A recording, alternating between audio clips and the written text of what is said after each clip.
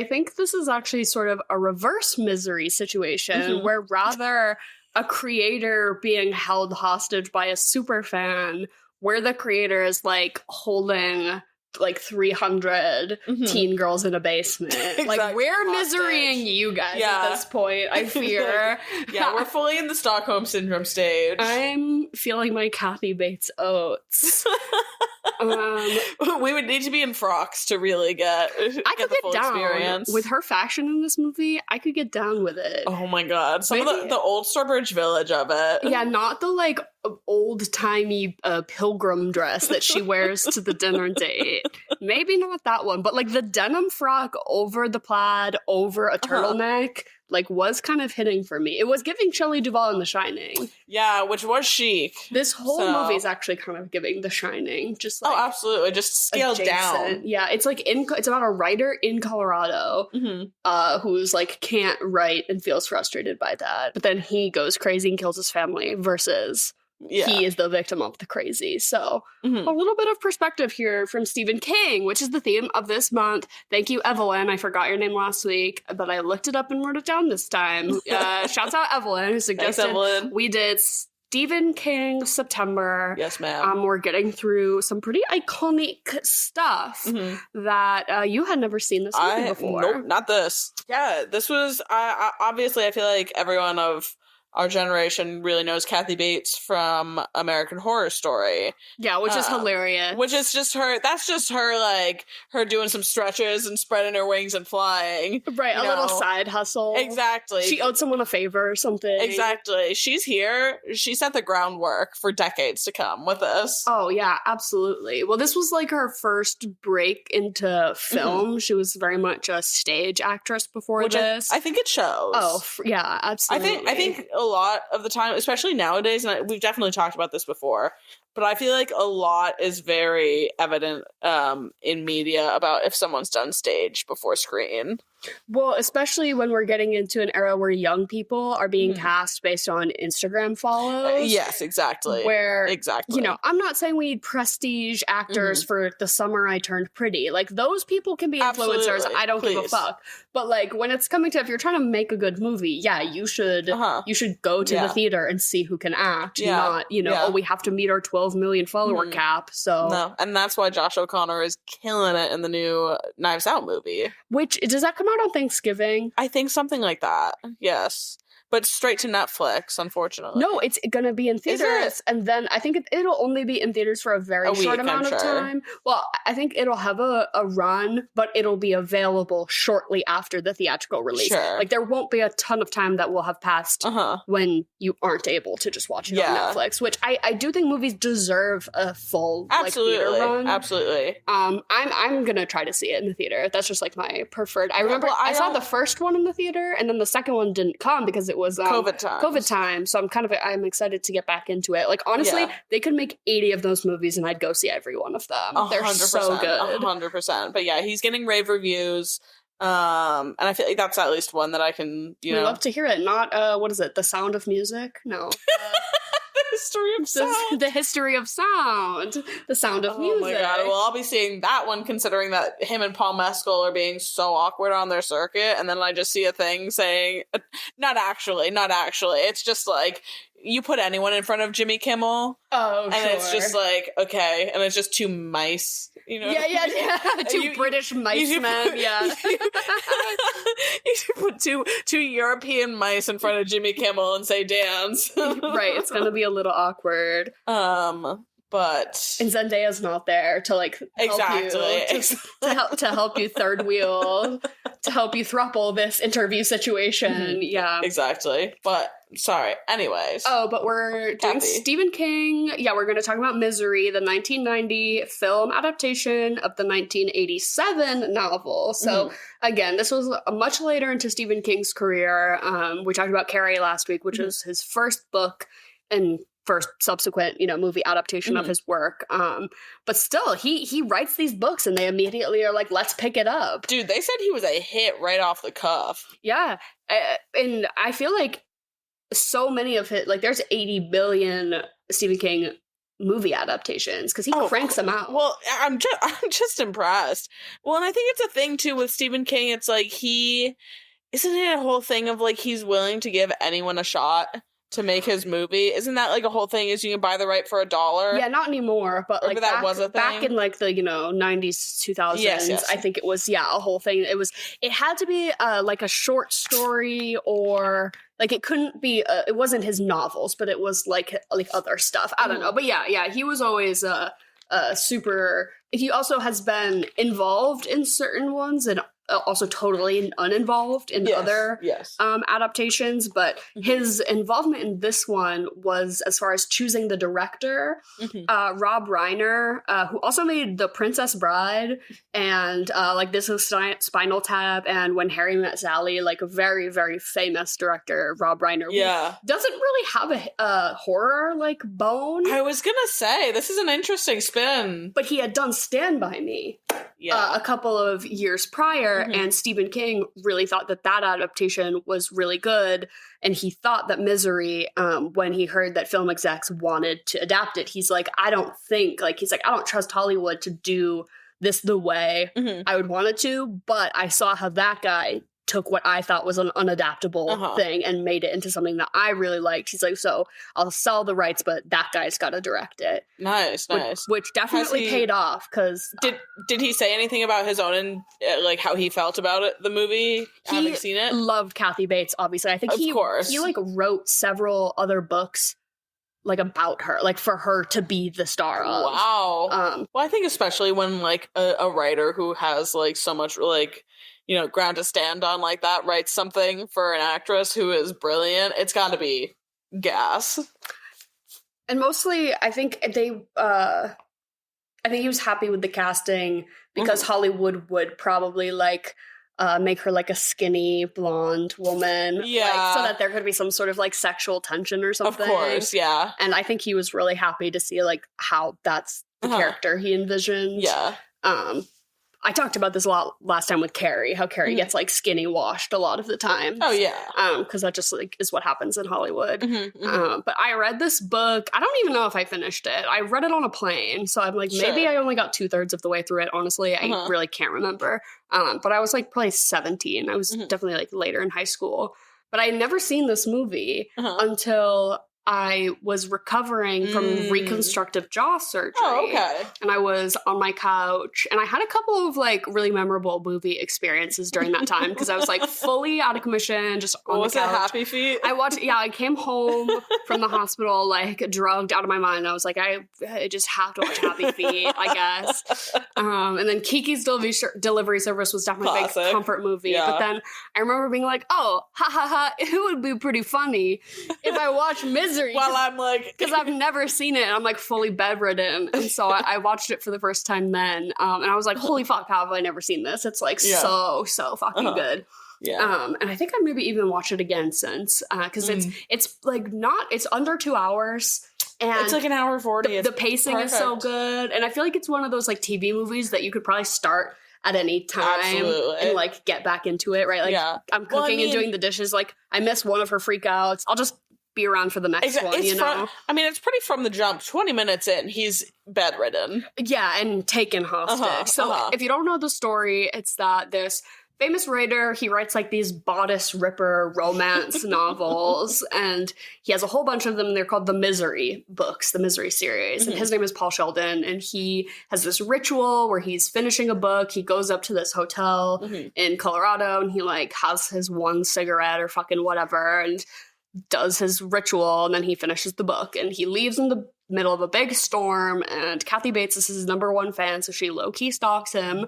When his car inevitably flips and skids out into the road, she comes to the rescue and pulls him from his car, saves his life, and then slings him over her shoulder and trudges through the snow back to her house, where she puts him in a bed and says, I'm taking care of you. I'm your nurse now. And we learn that she was a nurse, but that she is this fanatic Misery fan, and that this was all like a stage. She from the jump, she basically is like, yeah, I was stalking you. Yeah, like I was waiting for your car to crash so I could kidnap you, basically.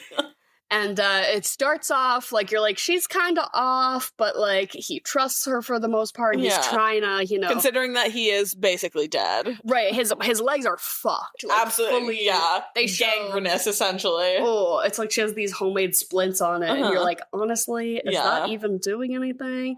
And she's lying to him. She's like, the roads are down, the phone lines are down, the roads are closed. Like, you just have to stay here. And he's like, okay. But then it gets to a point where he is like, hey, like, I need to call my family. And she's been going into town and stuff. So he's like, I know the roads are fine. Please take me to a hospital. And she basically is like, okay, here's the situation. You're going to stay here and you're going to write a new book for me because he killed off the main character at the end of the last book. And she's like, and you're going to unkill the character and write the sequel for me right now. And I'm not letting you go until you do that. So she sets him up with his little typewriter and is like, write my book. And then it's this sort of like thriller suspense back and forth between the two of them of like who has the upper hand, because at some points he like figures out how to escape the room and go around the house.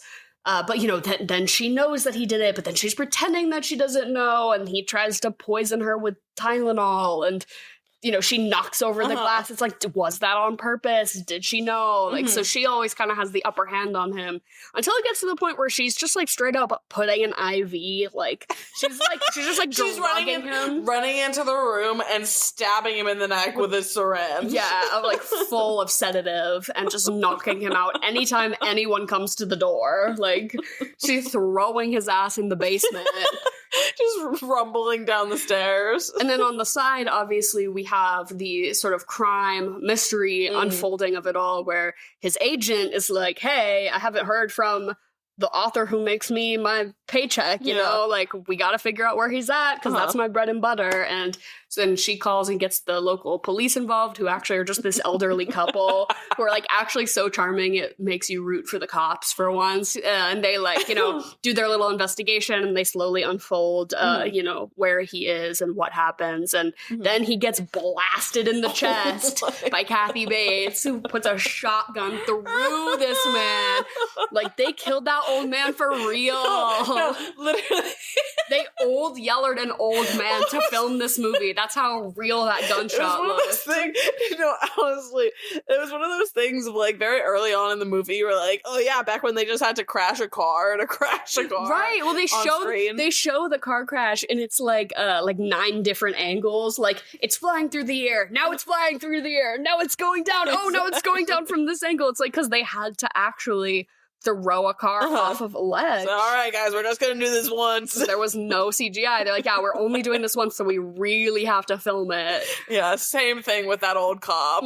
They blasted his shit. Yeah, they crashed that car for real, and they killed that old man for real. It was very, oh my god, it was very Kill Bill Volume 2 when she throws open Bud's trailer and she gets her rock salted just straight in the tits. Wait, that's not the only thing that's evoking Kill Bill, because there's also very much like a wiggle your big toe yes. Where Paul Sheldon is trying to like test out to see if he can get out of bed, and he's like, okay, my feet are purple. Mind you, it's 5 minutes after they showed us his legs, and he looks like Joffrey after he's been killed in Game of Thrones. Yeah, right. Just purple and bloated.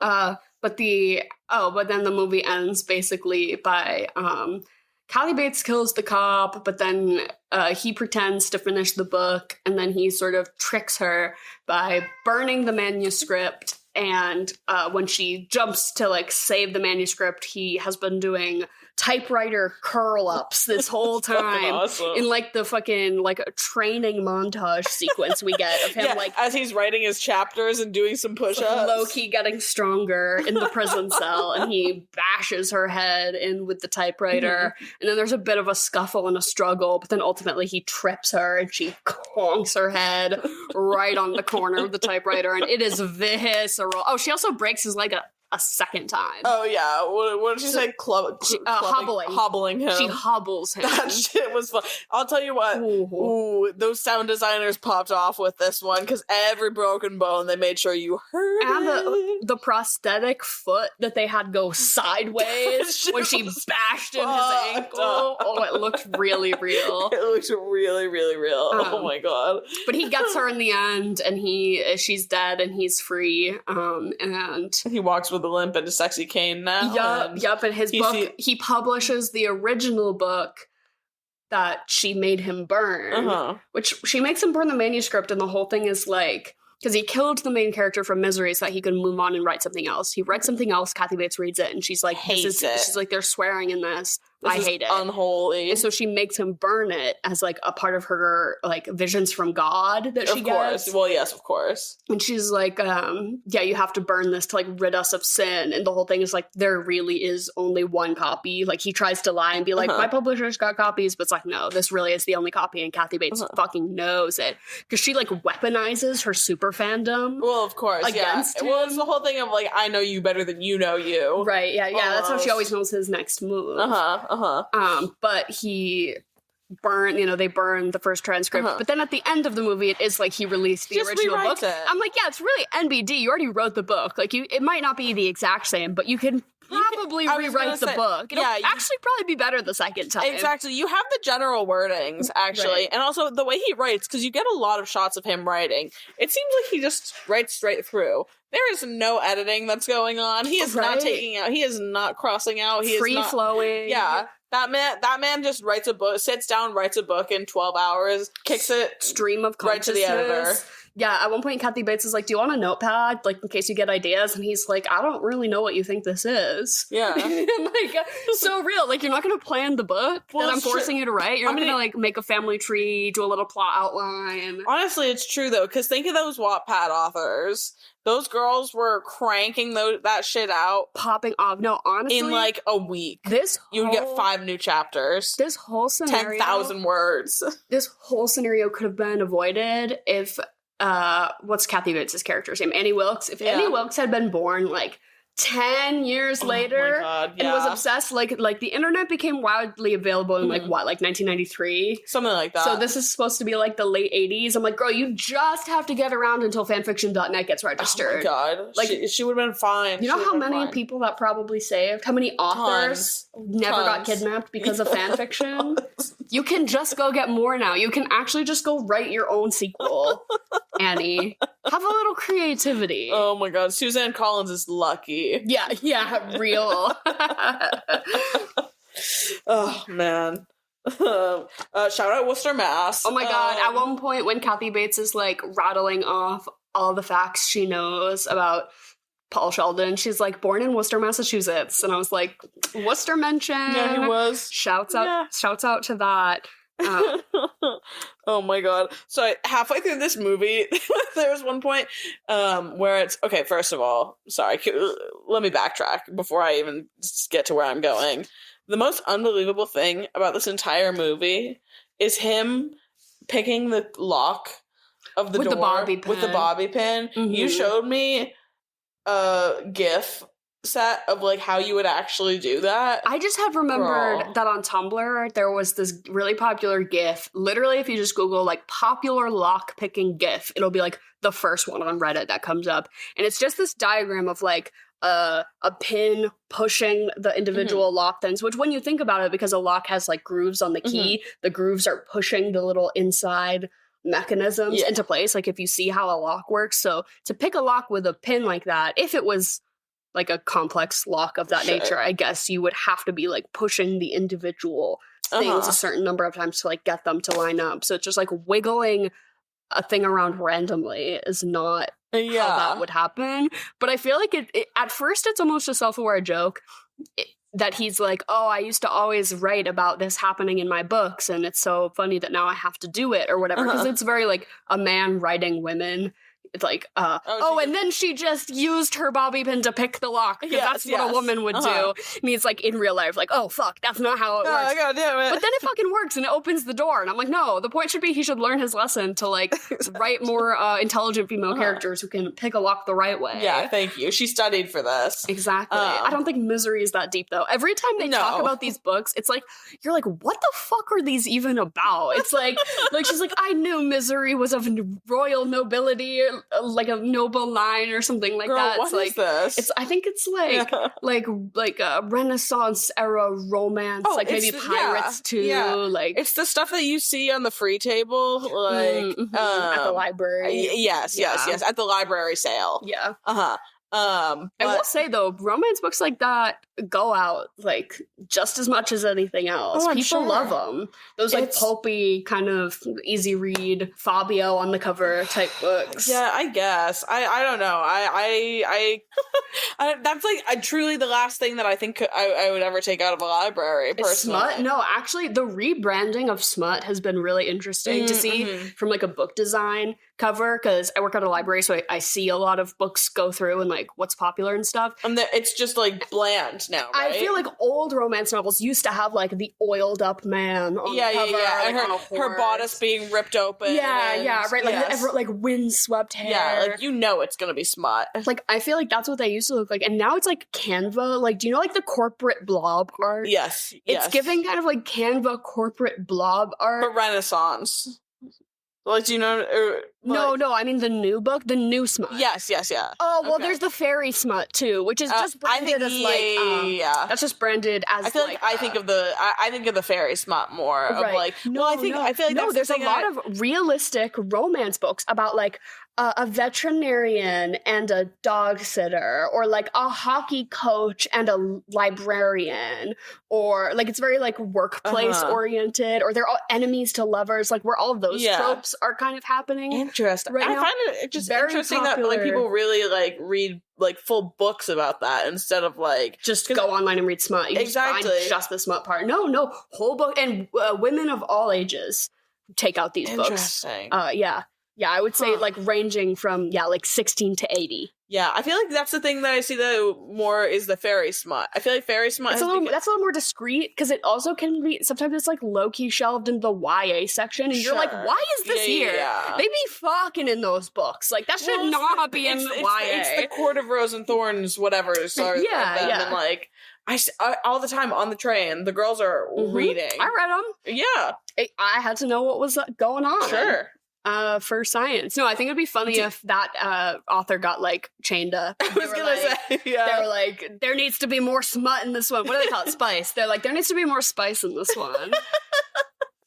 Oh my god. I was who would the girl be? Who would Kathy Bates be if it was for like the modern day book talk girly? Yeah, the modern day book talk girl. It was a Court of Rose and Thorns. Right. Who are you casting to play her? Oh, to play Sarah J. Maas, who is probably, I would guess, like maybe like 40. Sarah J. Maas, and who's kidnapping her? Sarah J. Maas should be who's like not Julia Roberts, but like a Julia Roberts aged actress who would be like a very. I mean, the first thought I have is Nicole Kidman. I don't know, but then I feel like the younger, the girl who traps her. Yeah, that's what like, I want to know. I would say the commentary would be like she's obsessed with like book talk on her phone, but she doesn't like have any friends or go out in the community. Sure. And like the solution is like go join a book club. Right? Yeah, maybe or something. No, I was thinking about other versions of this, of like who gets trapped and who's the trapper, and how do we like do a commentary about that. And then I was obviously thinking about my own experience watching the movie recovering from face surgery. Yes. And so then I was like, okay, face surgery, who would be having face surgery, recovering from face surgery and getting miseried, basically. So I'm like, she's a doll and she's a DJ. Oh, and it's this trans girl DJ who like somebody randomly funds her GoFundMe and gets her surgery. Yeah, and so she gets her FFS. And so she gets her FFS, but then the person who funded it like kidnaps her while she's in her recovery. Because they want to be a DJ, but they're not good at it. And they make her like make beats for them and then they get famous, and then she's not credited or something, and that's how the music. And it's a commentary maybe on the music industry. I don't know. That was my. that's my. No one can see my slack jaw staring at Dara right now. Slack jaw is in like, I don't think I quite follow what you're saying. No, this is. Do you ever like write a movie? You're like, okay, I'm gonna do it, but we're gonna do it, and then you just think about it, and then you don't edit anything. Like every decision I make, I'm like, okay, and then it's like, okay. Well, this that's is exactly how Paul writes. Yeah, so, yes. Yeah. Stream of consciousness. Just cranking them out. It's like, okay, well, if I had to do a Misery, obviously it would be about a transgender DJ. Obviously. That's just of course, what's resonating with me. Okay, but if you had to do a Misery and you are kidnapping someone. Oh, yes, I asked Instagram. I asked all the Instagram homies, which I am so bad about being active for the swamp on anything. But I asked for questions, and hilariously, everyone's question was the same thing. So thank you to those who submitted. But basically, everyone's just like, who would you kidnap? Yeah. Who would you Misery? Well, because here's like we were spitballing before we started recording, and it's the whole thing of what intentions do you have? Because no one's saying I have to be like Kathy Bates. No, anyone that I admire, I don't think I'm gonna want to kidnap because I want to stay in good standing. Really? Even like it doesn't matter what a celebrity thinks of you. You're nothing to them. Once it's over, who cares if they hate you? Yeah, that's true. But I mean, yeah. I think for my peace of mind. But that also is like, I feel like if a celebrity I really liked was ever like near me in public, I would never ever say anything to them. Just because I feel like enough celebrities have expressed that is terrible that I would never do it. But also, I'd be so afraid of like saying something stupid and then like feeling stupid in front of someone you admire. Yeah, exactly. I'm like, I would rather just not do it. Never meet your heroes. I'm sticking with a never meet your heroes stance on this one. So it's just really about torturing whatever politicians that I want. So, right, yeah, like who could we maybe... Marjorie Taylor Greene, I think I would get a lot of satisfaction out of torturing her. And like, are they bedridden? Are we hobbling them? Oh, I'm hobbling the shit out. Her, Stephen Miller. And we could maybe like... peel his toenails off. Make RFK watch some documentaries. Maybe like have a panel of doctors come in and like do a presentation. Like someone I could maybe... But I don't believe that any of those people could even be changed through means of torture. No. I don't want to change them. Scientifically, I'm not changing anyone. Don't we know, like, psychologically that torture doesn't work?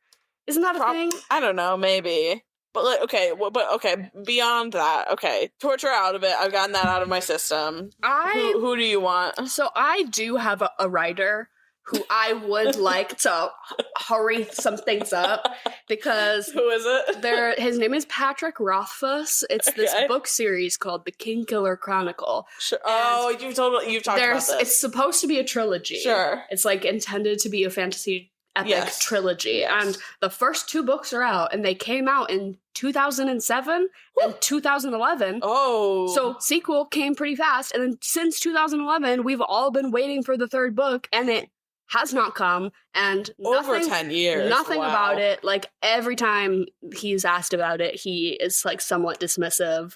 So there's really no news. It's not happening. And it's very much giving like George R. Martin with the last Game of Thrones book. Yeah, but just dodging. That does not concern me. But this does concern me. Like I need this man to finish this book series because I feel similarly about Game of Thrones, even though I haven't read it. That like if George R. Martin or if this guy, if they die before it, this guy's not that old though. He's not George R. Martin old. So I still have like if. In 20 years, if he still hasn't written it, I'm gonna be like super fucking pissed because then he might die. But I can see how people are like George R. R. Martin might die. Oh, absolutely. And then it could be any day. Some fucking sack of shit like Brandon Sanderson's gonna come in and pseudonym finish the series for him because that's what always happens because it's always about money and capitalism. Well, of course. So it's just like, damn, he does need to finish it before somebody else does it posthumously, kind of, is how I feel. But I wouldn't actually torture Patrick Rothfuss because I'm a normal person and, fiction does not mean that much to me. Sure. But I would, as far as somebody I admire who I'd want to, like, spend some time with, who realistically, like, in my actual life now, someone I think, like, I could really benefit from spending some time with them, is I'm gonna kidnap Brennan Lee Mulligan. He's do you know Dropout? Like, Dropout TV? No. It's like, College Humor became Dropout TV, and they do Game Changers sure you know. You probably have seen on TikTok. It's like a game show, and they do a bunch of D&D stuff too. But Brendan Lee Mulligan, he is like the head DM. I know who you're talking about. For Dimension 20. Yes, I know who you're talking about. Like an amazing D&D production. Yes. And he's probably one of the best in the game as far as like Dungeons and Dragons, like storytelling, and he does really, you know, good voices and character work and stuff, and I admire him. So I feel like I'd be like, help me with my D&D campaign. Sure. And I'm like, your feet are broken, but honestly, there's not gonna, you know, I'm not gonna break them a second time. Yeah, you're like, he'll be able to help me. I just need a month. Not even, like 3 days, maybe. Just a little bit of help. Oh, that's not bad. But maybe I'd keep him for a little longer. Sure. Like, we'll practice some voices or something. He'll like teach me about improv, which I'm like, I am too embarrassed to like actually go do an improv class because that means leaving my house and I have to be seen, and that is really embarrassing. What do they say? Like, a sacrifice for community is your comfort or whatever. Sure. Fucking whatever. But I'm like, because I want to be better at Dungeons and Dragons, I'm like, I should do improv because that's like very much a part of it. Absolutely. Like, I should like find some improv classes, but they're all fucking expensive as hell. I'm like, I'm not paying $700 for your week-long fucking improv expo. Yeah. Like, that's crazy. But also, I feel like I would be too embarrassed. So yeah, that's fair enough. Yeah, just a solid springboard, just a one-on-one kind of guy. And then, was there anyone else? No, I think just maybe some people I would like to like make them learn some things about the world, like just up to like a 5th grade education even. It would maybe do it. Yeah, I was trying to think of, because I mean, there's not really a scenario in which anyone is like happy in this, and like, and I'm not trying to torture people. I'm not going out of my way for that. That wouldn't be the ideal scenario. I would though. Yeah, I would for sure. But ideally, I did have a name come to mind, because I really think that for some reason, Katya would love to have this situation play out to her. Wait, why do I feel like she would kind of eat this up? If I picked her up bedridden, girl, we're having some fun. I want to cast her in my remake of Carrie. She's the crazy mom. Katya, talk to your agent. I would love to write the remake. Mike Flanagan's doing a Carrie remake that I don't even want to hear about, okay? Girlie, it's you and me, and we're going to do it, okay? We're going to find someone to be Carrie, maybe Trixie. Who's to say? Sure. I'm less sold on that. But I feel like Katya would eat up. Well, that's the thing too, is I feel like I don't know if I was talking to you about this or on the pod already, but she was just talking about like how she hates acting, but she's really good at it. Yeah. She would absolutely kick ass. Like, I just think of, I don't know what it was, that like one bit of her saving that child from the It clown or whatever. Do you know what video I'm talking about? Oh, it's a whole thing. It's a whole. Jen, I have to let you know that I saw Mr. Aronofsky's movie Caught Stealing yesterday, and I think it would be a great date night movie for you and Gary.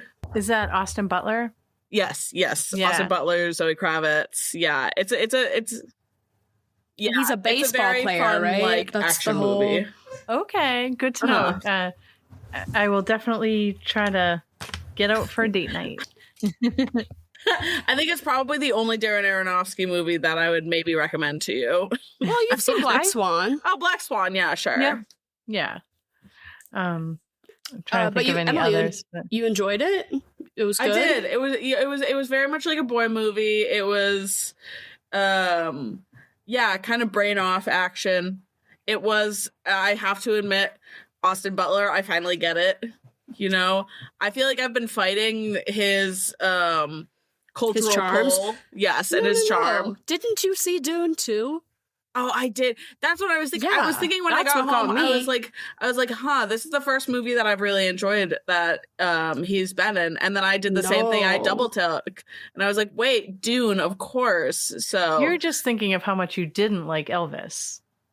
I didn't even see Elvis though. I don't know. He got too weird in the culture. You know what I mean? Wait, and we loved him on Hannah Montana as well. Well, sure, of course.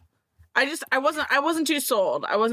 But I think wasn't he there, or was it iCarly? No, he was on iCarly. Was he on Hannah Montana too? It was Hannah Montana. He was. Yeah, it was Hannah Montana, I think. I don't know. He was definitely also on iCarly. That's neither here nor there. We're here to play Chocolate or Vanilla, Jen's interim podcast segment where she says two things. We're all going to say which one we like better. Jen, hi, how are you today? And is there a theme this week? Yes, I am good.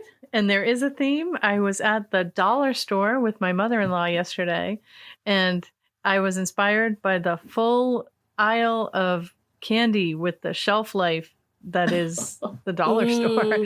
Yeah. There was so much candy there. I love the Five Below candy section because there's some weird shit in there that you're like, if I don't buy it, it's gonna sit there for 50 years. It's the best. That's always. I used to have an AMC that was my go-to that had a Five Below and a Dollar Tree next to each other in the parking lot.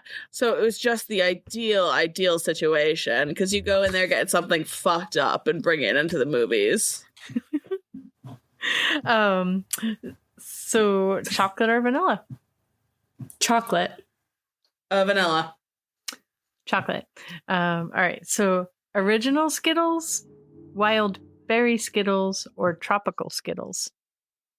I feel like I would need all the packs in front of me to like really decide. But if I'm like at the store, I know exactly I'm just which gonna go ones. for the original. I would just go for the original probably. See, I'm a very big fan of each one of these variations, so I know exactly what you're talking about, Jen. Tropical for sure.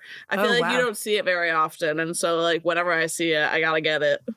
What are the flavors? Is it like coconut and mango? Or it's like pineapple and mango, and sort of that kind of thing. Whereas, what was the second one? Berries. That berry. Sounds kind of good.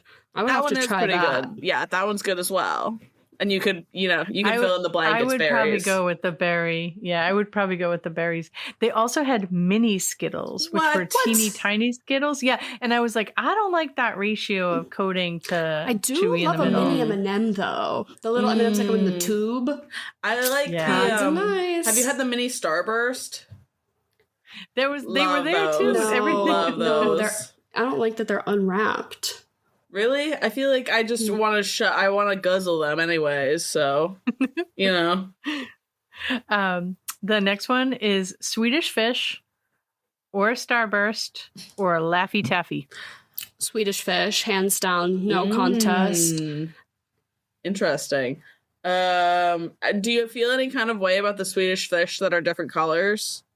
Not my favorite. I definitely don't go for those. I only want the red ones. Yeah. OG red. Yeah, fair enough. Just red. Laffy Taffy. I love a taffy in any sense. Ugh, that's messed up. I'm just really interested in ripping my fillings out. I will go for Swedish Fish, but I would take a blue Swedish Fish if they dropped it in my drink at Applebee's. Yeah, I bet. I feel like they usually go for the gummy sharks, though, and that's like probably a whole different situation. Yeah. That's a Haribo product. Yeah. Next one is Sour Patch Watermelon or Sour Patch Kids. Sour Patch watermelon. I will go with the watermelon. My favorite is the pack that they put out that's just blue, all blue, just the blue ones. I really like that.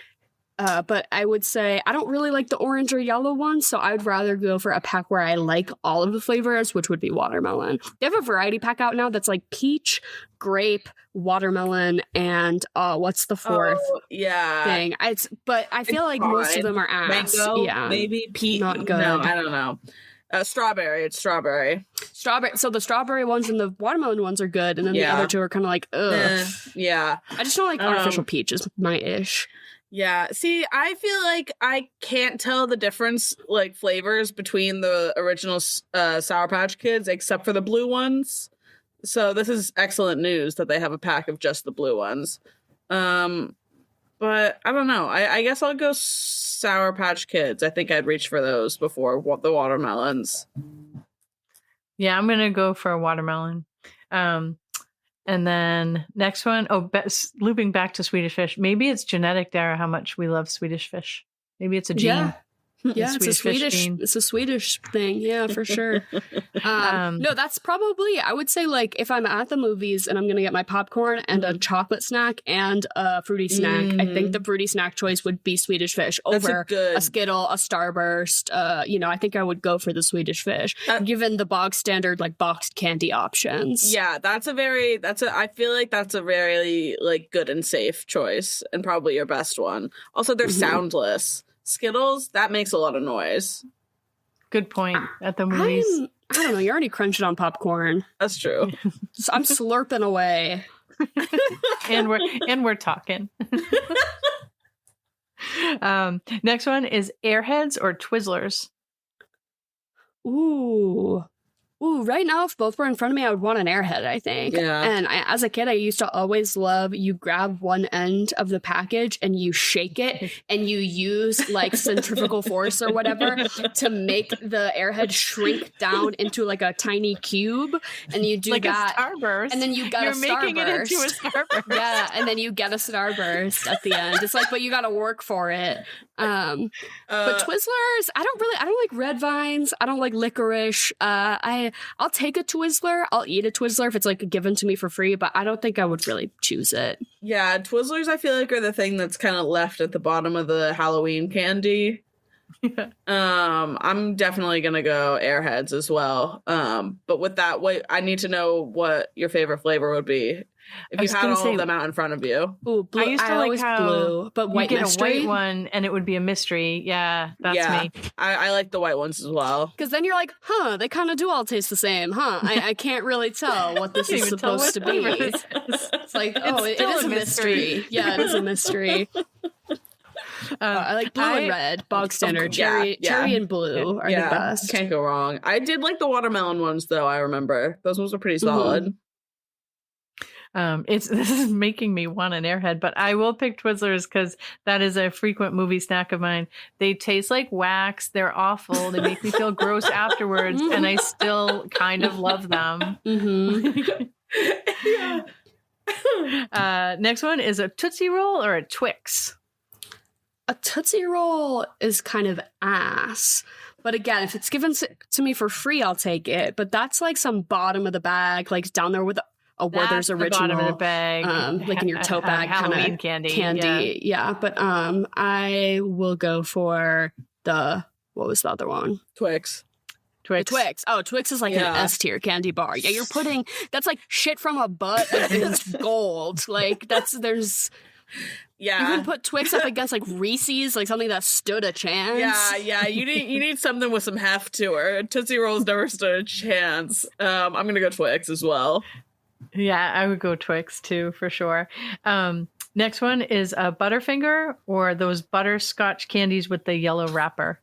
Yeah, fuck that as well. And I love a Butterfinger. I think Butterfingers are underrated, and I think they like get slept on. And that might be, if I'm like at the grocery store checkout line, I feel like a 100 grand or a Butterfinger are like the two things that are kind of whistling my name. Ooh, I'm a Heath girl in that regard, but I do like Butterfinger. I got some Butterfinger ice cream. That's fucked up. Yeah, it was so good. Oh my god. So I'm gonna go. What was my other option? Oh yeah, Butterfinger. Shitty butterscotch candies. No, Butterfinger, easily. Those are so nostalgic for me though. Like, because your grandma probably gave you one. And you were like, okay. She would have the root beer barrels, the strawberries, and the strawberries with the gushy center, and these butterscotch. So I'm gonna go for my gran. I'm gonna pick the butterscotch candies. Fair enough. Oh, and peach candies with peanut butter inside them. Have you ever seen those? Look them up. They're square and they shaped like a little pillow, and they have like peanut butter. They were nasty. Oh no! Yeah. And also they would put out ribbon candy at Christmas. I remember that shit was also because there was also vaguely like licorice tasting. Yeah, not good. These look horrible. They just also look like.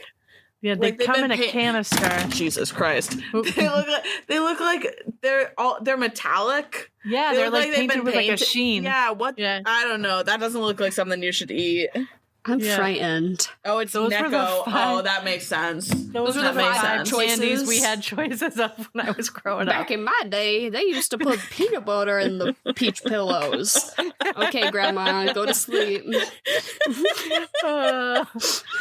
Next one, called it Heath Bar or Kit Kat. Ooh, Kit Kat. Heath, easy. Yeah, I'm gonna say Kit Kat. Next one is a Werther's Original or a Werther's Chewy. Oh, an original. I'd rather, have the lozenge than like chew on a little soft caramel. I think for the sake of my teeth, I'll go for the chewy ones because I can't just suck on the lozenge. I'm chomping on it or what? Like I chew them. Yeah. Hey, patience is a virtue. All right. Some of you need to learn it. I will probably pick the original, but I will definitely bite it in half. Mhm. Next one is a Snickers or the M&M Minis. M&M minis. What a advancement in technology and getting me to like closer to eating fish gravel. That's what I really want. They do make those like candy rocks, which are kind of nice, but I do love the mini M&Ms. Yeah. And a Snickers bar feels like a last resort. It's like, I need something with like some calories. I need to replace a meal. And replacing a meal with a candy bar is kind of depressing as a concept. So, and I feel like that's only when Snickers come up for me.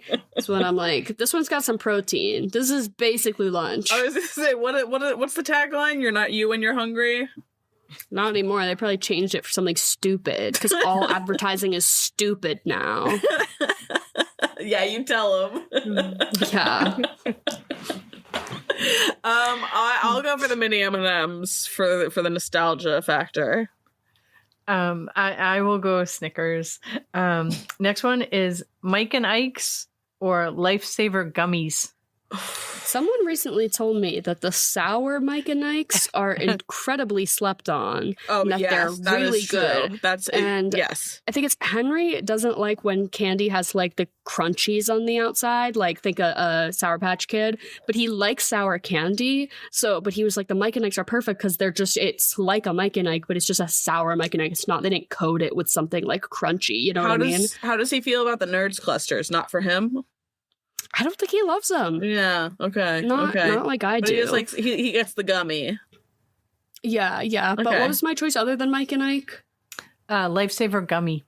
Oh no, definitely a Mike and Ike. I feel like from those little vending machines at like the mall where you'd put in a quarter and get a little handful of Mike and Ikes. I feel like those did wonders for my immune system. It's probably like why I have some like good, some fight in my body. It's from the bacteria that got neutralized by those Mike and Ikes. It's like I haven't. Girl, do you don't know what I'm talking about? What fight are you talking about? You just stand a chance. So true. You're going down like that. Wait, no, it's because I like fully don't have an immune system, but then you flight or flight. Flight or flight. I'm flighting. I'm flighting. No, it's like we zoom in and my Osmosis Jones situation is like that I have no immune system. It's just those Mike and Ikes in there from the bowling alley. 7 of them like and they're operating they're organs. punching out bacteria. Your white blood cells have been replaced. Yup. Oh my. Yeah. I'm a Mike and Ike's are fine. I think those Lifesaver gummies, that the flavor of Lifesavers isn't good enough to warrant them being in gummy form. But I'm gonna go Mike and Ike's this week. Alyssa, my sister, is a big Mike and Ike's girl. That's like her movie candy. So nice. Yeah, I know about the sour Mike and Ike's and their gas. Nice. I'm gonna go Mike and Ike's also. I just remembered 2 other OG candies though. For the Lifesavers at Christmas, you would get a book with the Lifesavers in them. Yep. Yeah. And then, oh my God, Good and Plenty's were nasty. They were pink and white, like licorice. Yeah, I remember those. Yeah. Gross. But the last one. Do you remember Now and Later's? Yeah, also gross. You did. Those were so sticky, though. Oh, absolutely. Yeah. last one is an open-ended question. Ooh. So in the Reese's family, what's your favorite? Like, what's the perfect peanut butter to chocolate ratio? The unwrapped ones, the little wrapped ones, the original in the 2-pack, the ones that are shaped like Christmas trees, the big cups with the double peanut butter. Yeah. This is What's great. your fave? I saw the other day. I saw the other day at the grocery store, Oreo and Reese's are doing a collab right now where they have the normal sized cups and it's like an Oreo on the bottom with a Reese on top. But they also have the mini individual wrapped sized ones and it's like Oreo swirled into it. So I almost bought them and then I didn't because they were kind of expensive. But maybe next time I'm at the grocery store, I might be having to try those. But I do like the little individually wrapped sized ones. I think that is the best like chocolate to peanut butter ratio. I would prefer those, like a little baggie of those over like the 2 that come in the like regular pack or the little mini unwrapped ones. That's not right either. I do like a PC and I do love the holiday shaped ones, a Christmas tree, a pumpkin, whatever. But I think the little individually wrapped like mid-sized Reese's are the best ones. The mid-size. I think the tiniest one, not the teeny tiny ones that are unwrapped. No, wrapped in the tin foil. Yeah, that's what I'm talking about. That's wrapped what you're in the talking tin about. foil. Yes, okay. Yes. I agree with you there. Unwrapped, I can get behind the teeny tiny ones. I like those ones because it is sort of like a chocolate fish gravel situation. But I like the thins as well. I have to give a quick shout out. I've never had the thins. They're good. They're pretty good. But I can get behind like a standard regular size cups that, you know, the 2-pack. I'm going to go out on a limb though and say that I think that the holiday shaped ones are horrible. I think there is not enough chocolate and there is way too much peanut butter. It is not for me. That is the case, but it is kind of like it works for fun. you. Yeah. It's just we're switching it up. Jen? And it's like, ooh, it's a chunky little weird bat. It's supposed to be a bat? What the hell? Yeah. Yeah. I'm gonna go for the sweep with the little ones that are foil wrapped. Yeah, definitely. Yeah, the council has ruled. I imagine I'm tapping a gavel. The candy council. That would be the only kind of judge I could be was if there was a candy council. Yeah, snacks. Yeah. That's it for long shelf life candy, chocolate or vanilla. Hell yeah. I recently went out on a limb and I got Shaquille O'Neal has gummies I saw that are shaped like his head. I wish I knew you guys were going to know the obscure ones because there was some really weird stuff. Wait, tell me more. Wait, they just tasted like fruit snacks. They were straight up just like fruit snacks. Was like a Welch's fruit snack was how it tasted to me. There was a peach one, which I didn't love. But the other ones, I was like, it's just fruit snacks. Which if I'm getting candy, I kind of want it to taste more like candy and less like just a fruit snack. Exactly. But, but my headphones are about to die, so I'm gonna just wrap things up. Jen, thank you so much for being here. We'll see you next week, and we love you. Goodbye. All right. I love you guys. Have an awesome night. Bye. Jen. Bye. Oh, wait. Okay, remind me. So after we finish recording this, I'm going to show you this video. And this video went viral. Like, I don't know what year it was. It was definitely a while ago. Sure. More than 5 years ago. Sure. But there's this video of a woman, and she goes into a Barnes and Noble. And it's like, I don't know if it's staged or if they like just, you know, but it's very much a kind of making people uncomfortable in public for attention kind of thing. But this woman goes into a Barnes and Noble and she starts talking to the cashier as if she's Kathy Bates's character from Misery looking for the new Paul Sheldon book. And she's like, what do you mean you don't know the greatest writer on earth, Paul Sheldon? I need this cock-a-doodie book today. And she's yelling. And it's, you know, I don't think making service workers, you know, subjected to shit at their job is funny. Like, I think that shit is annoying. And this video is kind of annoying, but it also is kind of funny. Yeah. Damn. Dragon lady arrested at Barnes & Noble. Dragon lady arrested for baby deaths. That's gonna be my vocal stim for the next week. Dragon lady murdered for baby deaths. And she had little, in her scrapbook, she like had little stickers that said like another baby. Yes, the the notes on the sides of the glitter pen, like glitter pen stars and hearts that says like baby number 43 to go. I think if you actually take a minute and like pause on those newspaper clips, you do find out that she's killed 30 people, like about 30 people. Yeah, most of them being babies, but the first one is her dad. Yes, they show she kills her dad, then she kills her roommate in nursing school is the next one that they show, and then they show that she gets put in charge of an ICU unit or like a NICU. The baby ward. The baby ward, and then she, kills a bunch of babies because she's a murderer. So I feel like any speculation. This was her big fish, really. Right, yeah. No, she had been working up to this one. It was all practice. Yeah, getting the babies out of the system. And then she talks about having a husband who left her, but it's like, did she kill him too? Definitely, yeah. Or did he actually just leave her? Absolutely. Did she go to jail, right? It said dragon lady arrested in baby death. So arrested in baby death. Maybe she had a little stint in jail. That's where she learned, how to keep an eye out for people who are hiding weapons. Yeah, no, I'm impressed that they caught her for the baby deaths, considering that it seems like every town just has one old couple. It seems, honestly, like she left and fled town, and that's why she lives at this farm now. Like, that makes sense, she did her time for the crime, and then she like sort of flew into the woods. Flew the coop. Oh my god, on her farm where she has her pig Misery.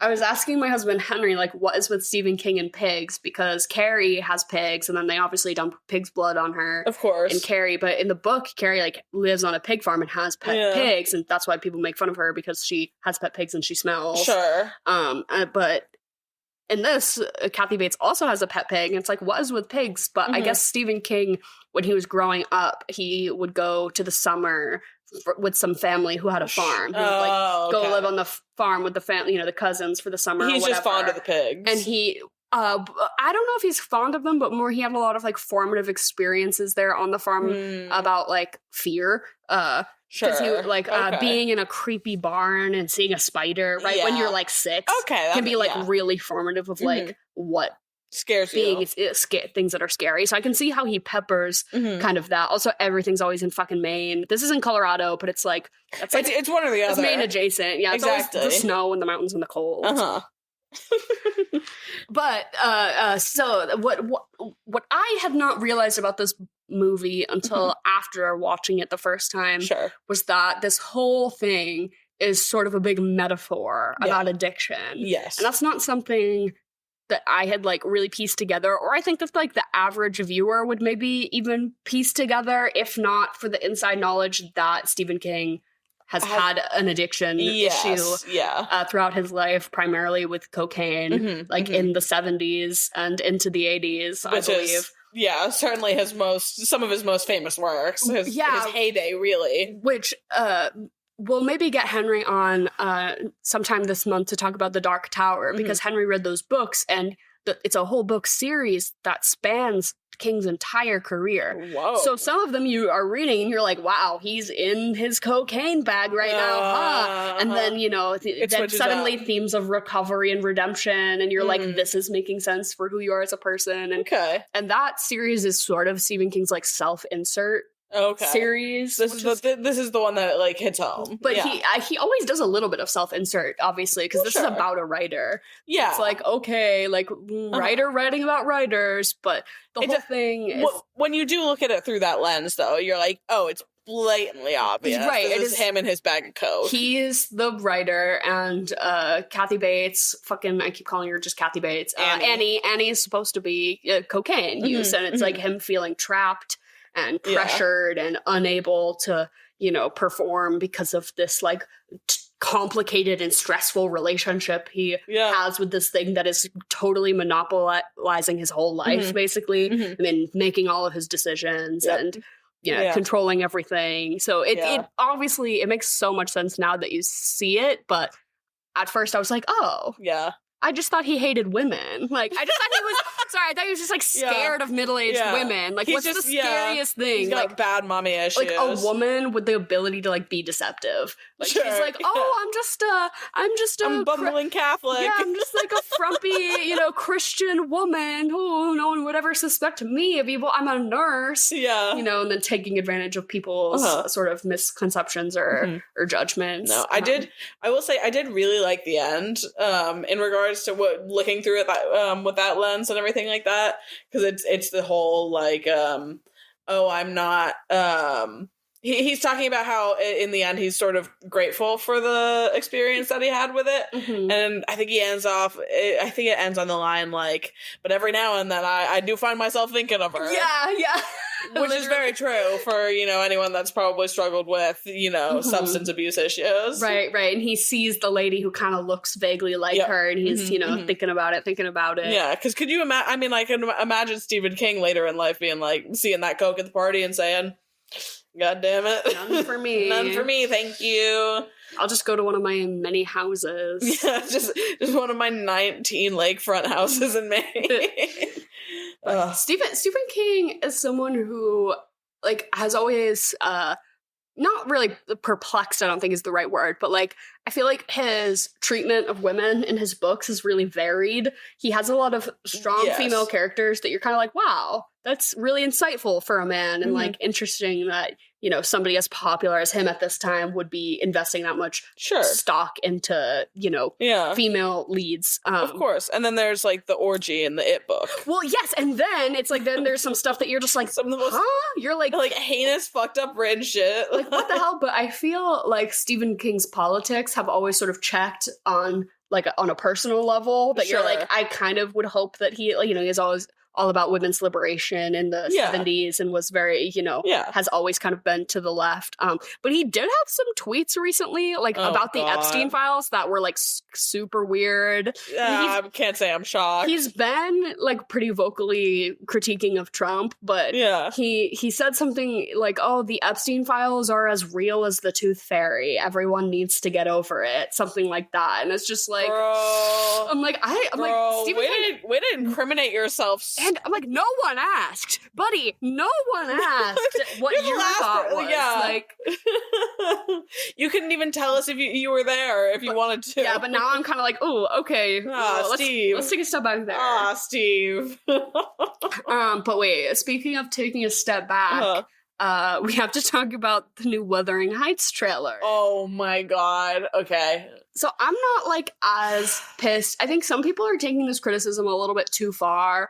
I think out of baseline, yes, I agree. Emerald Fennell is kind of a joke. I think absolutely she should be making music videos, not feature-length I was films. just about to say that was the one thing that I really felt strongly about in the Twitterverse was someone tweeted, you see what happens when you let people who were born to direct music videos make movies. And she just needs to put the pen down. Like, she's actually a pretty good visual director. I think the movie is going to look really cool. Like, visually, I'm going to be there. I'm going to be sat because I'm excited to watch it. I know it's not going to look... And she's like, we're going to get two hot people and do a bodice ripper, and that's going to be... It's going to look visually stunning, but just don't make it Wuthering Heights. Just make it a bodice ripper. Just write your own other thing. Because don't take this piece of fiction that's about, like, a class struggle and racism, and then cast Jacob Elordi, like, and Margot Robbie. She's supposed to be like 18 or 19. Margot Robbie is 35. We can just do a bodice ripper, right? Which, like, it's the whole.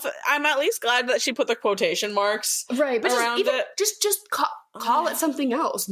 Switch the character. Write your Wuthering Heights adaptation, and then change their names to Craig and Marjorie. Yeah, and that's all it is. Call it something else. Yeah, because like I'm gonna watch it, and I like. Here's the thing: is I've never read Wuthering Heights. Have you? I have not. I think my mom has, though. Yeah, I'm familiar. We'll have to get Jen's. Familiar enough with the Bronte sister influence and sort of what was going on there to have a general idea, but no, I've never read any Jane Austen, and I've never read any Bronte sisters. I skipped a lot of those eras of English classes. Yeah. In high school and college. Yeah, but it's one of those things, like, a lot of people are mad about it. I'm kind of excited. I want something really horny. and beautiful to look at. I'm not mad. I also disagree with all the criticisms about like it being not period accurate and stuff. Like, oh, the wedding dress she's wearing wouldn't have even been white and blah blah blah, and faithfulness to the book. I'm like, that doesn't really matter so much as the themes and the actual story, right? And I think it's fun to, I think of A Knight's Tale starring Heath Ledger. Absolutely. We're doing early 2000s music in a medieval setting. Like, put Charlie XCX over your period piece. I think that's awesome. Do modern stylizations of your period piece. I think that's really cool. I was gonna say, have you guys never seen a modern stylization of Shakespeare before? You know what I mean? Yeah. Like, this is far from the most like heinous thing about this adaptation. But I do believe the movie will be bad. Oh, I'm sure. Yeah. I'm sure even, like, they probably put the best parts in the trailer. Like, you could probably just watch the trailer. Absolutely. Man. Yeah. Am I going to be walking out of the movie theater with my nipples hard, though? Maybe. Probably. Yeah, honestly, and I feel like the discourse and the cultural eruption around Saltburn was the thing that made it fun. So this will probably be the same way. Here, I wasn't wowed by Saltburn, and sometimes I don't need to be wowed by a movie. I'm not going to be wowed by this. I think visually I'm going to have fun. I think, I don't know. It's Margot Robbie. Jacob Elordi's pretty. Who else is in it? Is it just them? I don't know. I feel like this is a good, like, precursor to Frankenstein, though, which I'm actually excited for. Mm-hmm. Like, just I like Jacob Elordi in a period piece. Right. I like Jacob Elordi generally. I think he's a pretty good actor. Did you see that Aaron Taylor Johnson is going to play the werewolf in Beowulf? I have. Have you seen him scruffing up? Yeah. He looks crazy. Yeah, it's awesome. I'm kind of into it. Yeah, I can't believe that hag is the one that gets all of that. I know. Joey King. The hag Joey King. I need to know what happened. Oh, I wish. Oh, wait, do you want to hear a really fun piece of trivia that I found out? Please. This is about Joey King. No, it's not about Joey King. Well, so I was looking into, Kathy Bates won the Oscar for this role. Yes. She won Best Actress at the 1991 Oscars. 91, she was up No, it must have been 90 because Jodie Foster won in 91 for Silence of the Lambs. Oh, well, yeah. Or maybe it was that 92. I don't know. I don't know. She was up against, who she was up against was important, though. Mm-hmm. Meryl Streep for Postcards from the Edge. Great movie. Which we've covered on the pod. Yes. Julia Roberts, Pretty Woman. Also covered on the pod. Wait, we could maybe sweep this category. What else would we have to watch? Oh, is Angelica Houston. Yeah, Angelica Houston for, where is it? The Grifters. And then Joanne Woodward for Mr. and Mrs. Bridge. I have no idea what that is.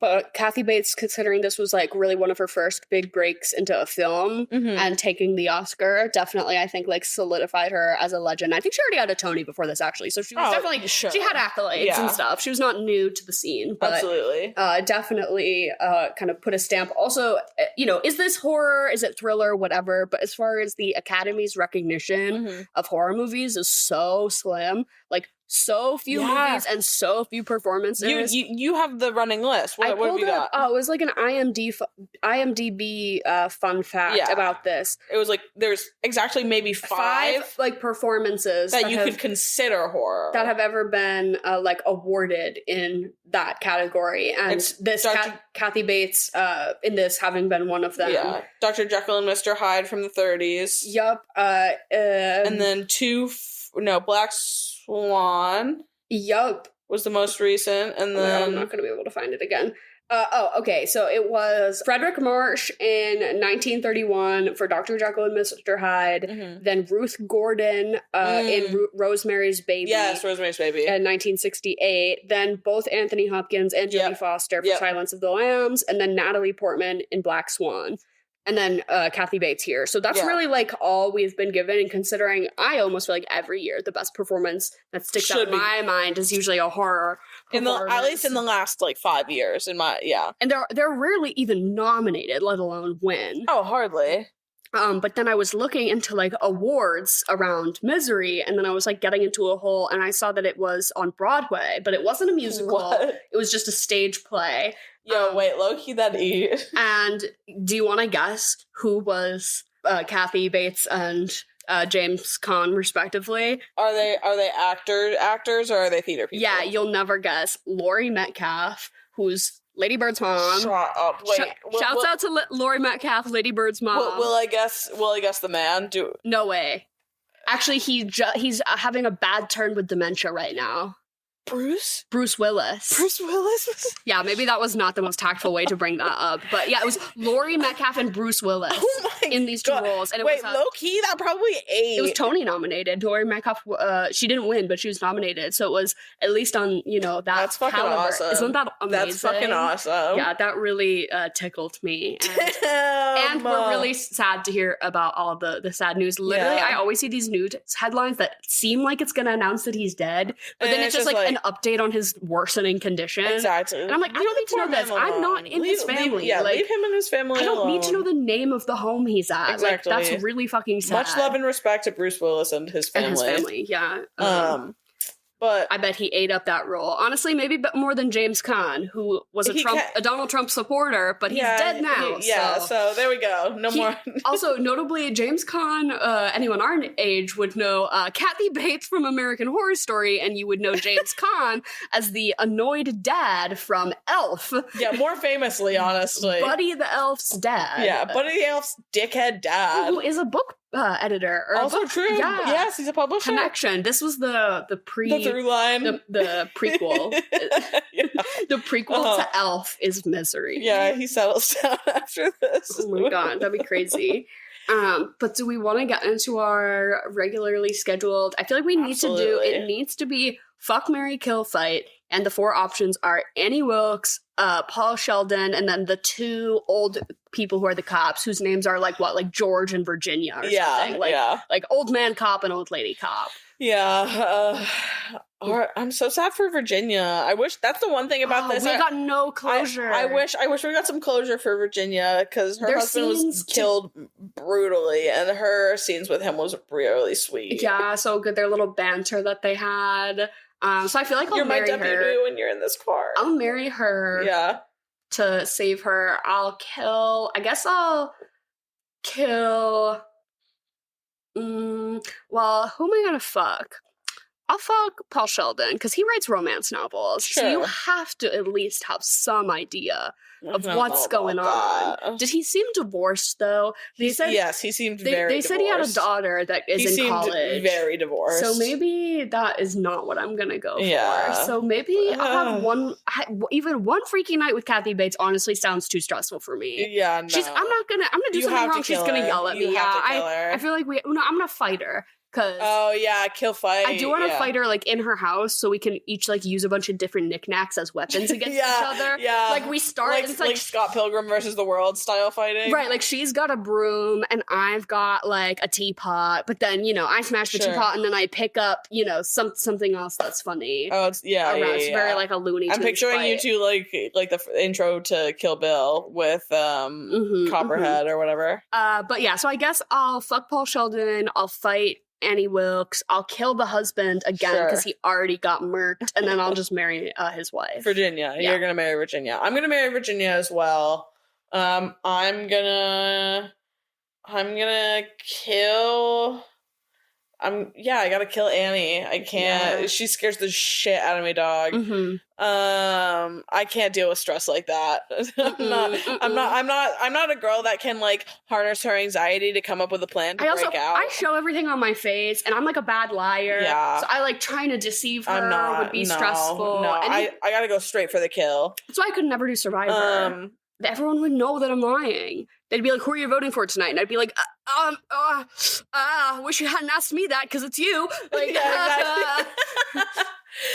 So I'll fight. I'll kill her. I'll fight the cop, and I'll fuck Paul. Sure. That's his name?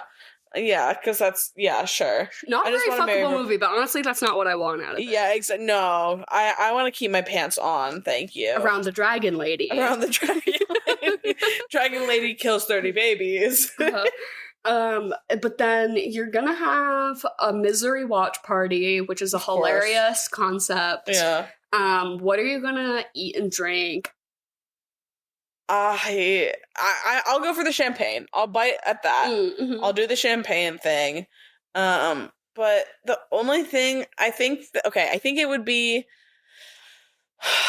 he has that one nice dinner with her, which he kind of constructs, you know what I mean? Meatloaf. And if I was going to get that, I would make sure that I construct a better menu than what for he your did. favorite author. For my yeah. But if I was being served as the favorite author, what I want is, and I think that she could body this too. But home cook Annie Wilkes, you think could home cook Annie Wilkes could do me a good steak and a twice baked potato with a side of asparagus. Hell yeah! Ooh, yeah. I'm gonna challenge her. Yeah, because I know that there's a distinct possibility that I might be dying sometime soon. I at least want steak, one good last fucking meal. So I'm gonna do that and some champagne. What about you? I like that. I was definitely thinking like the bedridden route of like hospital food. Well, you did watch this while you had your jaw wired shut. Yeah, I had to do like a liquid only, like not even soft food, like literally liquid. Like oatmeal was too textured for me. That's like a crazy thing to say. And during that time, I feel like I was having so much soup. And all I wanted was like a fucking crusty sandwich because I'm like, what the hell is just soup? No bread for my soup? Just broth. Because I can't open my mouth. So I feel like a bed recovery meal that was not for me at that time, but would be on most other occasions, or for anyone else, would be like a dank grilled cheese tomato soup combo. Because she spills tomato soup all over him at one point when she gets really mad. Yeah. So I feel like, and that's like, food you eat when you're sick. So like a grilled cheese, you could get creative with it if you want, or just do like a standard, I love just a white bread and American cheese, mayo on the outside. So good. Can't go wrong. And just Campbell's tomato soup. Yeah, personally, I think the best one from the box is the from the box from Trader Joe's. You put me onto that because you brought me that soup when my jaw was wired shut. It's really good. And now I get the brand that you can get at most other stores is called Pacific, and it's roasted red pepper and tomato soup, and it comes in a box, so it's like more servings. No, the box one is a little expensive, but I think it's worth it. They're usually a lot creamier, personally. So yeah. But what are you gonna watch after this? So I was thinking you're holding your friends hostage. Yeah, I was thinking about like hostage movies and what are some good like hostage situation movies. Then I was thinking about The Menu and how that is like kind of a fun, different. And I almost feel like Ray Fiennes could also have just played this author in this movie. Like he could have done a good job with that role. And I feel like he's also of the stage, so he and Kathy maybe would have like played off each other a little bit more. Not that I thought these two had a bad dynamic or anything. I thought James Caan was fine. But he was just fine. He was just getting bodied by Kathy Bates. Exactly. Every slapped scene. Around. So I was thinking about The Menu, but then I was like, okay, we're moving on. And I'm like, I need to think of it as less of a hostage crisis and more of a prison break. Because he has his prison break, like training sequence where he's getting stronger, but he's keeping it a secret. And he's, mapping out the house during the day, but then going back to the room and stuff. So I think you should watch the movie The Rock. It's got Sean Connery in it and Nicolas Cage. I don't think I know it. And oh my god, it's hilarious. It's like a Michael Bay action movie from like the 2000s. And it's just like this intricate prison break scenario, and it's just hilarious. Okay, love. Oh, when I Google The Rock, it's Dwayne The Rock Johnson, but I mean The Rock, the movie. It's from 1996. Okay. 1996. Yeah, it's like Ed Harris. It's like a guy. It's a guy. Oh, boy movie. It's very much a boy movie you watch ironically, and you're like, this is hilarious. Yeah. Wait, this kind of hits. Yeah, so that's my suggestion. I'm gonna go for more of a, I don't know, I wouldn't call it hostage situation, but almost like it's kind of a hostage situation that you get yourself into, which I guess is kind of like this one, but it's called Shallow Grave. It's a Danny Boyle movie. It's definitely one of his earlier ones, but it's got Ewan McGregor. And it's kind of, what's a good way to put it? I don't know, the tagline on Letterboxd is, what's a little murder among friends? So it's kind of cat and mousey. It's kind of like friends turning on each other. Ewan McGregor has never looked sexier in his life. Wait, let me show it to me. He's got long, beautiful he's got your hair right now. He's got my hair right now. It's very good, very fun. 93 minutes. I'd be remiss if I didn't dunk on Danny Boyle, who recently is signed with a big AI startup thing. Oh, you did he know, really? he's involving himself in that type of the Natasha Lyonne shit or whatever. It's like, yeah, I can't say I'm shocked. Those who are like, you know, we have to embrace it. You know, you'll fall behind if you don't embrace it. Like, no, fuck you for embracing it. Yeah. If no one embraces it, then no one will have to keep up with any sort of standard. What if we all just don't embrace it? Yeah. Oh my God. What if we all had a spine? Yeah. Imagine? Yeah. Fucking for What real. if we let artists keep creating And art? like, you already are probably financially so well off. It's not like you need a cash grab. Exactly. What you want to outsource the work? You don't want to do the work? Yeah. Whatever. Yeah. But then out of 10, I'm going to give this movie like a 7. Yeah.